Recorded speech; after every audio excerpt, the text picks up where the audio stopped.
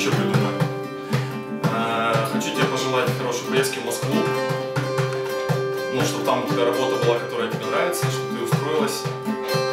И, ну, все эти бытовые вопросы у тебя там решились. Ну, чтобы ты не переживал, там, не бегал, ой, что кушать, где жить, где работать.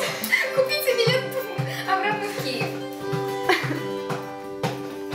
Да, чтобы ты нашла свое место там, где тебе нравится. И, ну, и то, чем ты будешь заниматься, чтобы ты делала это, как это сказать, как Иосиф в доме Потифара. У нас все 100%, чтобы директор, который потом посмотрит и скажет, наверное, тут они у меня работает, у меня продажи растут. Если это не будет работать. Не, он скажет, Аня, надо не оставлять мою работу. Он скажет, Аня, почему продажи растут? Ты там в случае не христианка, а ты скажешь, да, я христианка. А он говорит, а я тоже хочу веровать в того Бога, в которого веруешь ты. А ты скажешь, да ты что? Да ты что? Ну, что же мне теперь делать? И повела его в церковь. Там он услышал о Боге. И раскаялся Во всех своих грехах. Да. Раздал всем зарплату. Повысил тебе. Повысил тебе. В 5 раз. Многократно.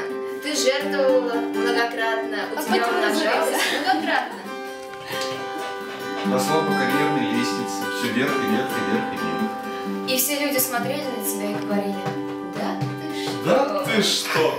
Не И вот может. в итоге, знаешь, что мы хотим тебе пожелать все Неужели вместе? Бог так велик? Мы хотим тебе пожелать жизни полной как-то обилия, избытка в Боге, знаешь, чтобы Жизнь полное счастье. полное счастье, полное жизнь счастье. под девизом, Жизнь полная радости. да, жизнь под девизом, да ты что?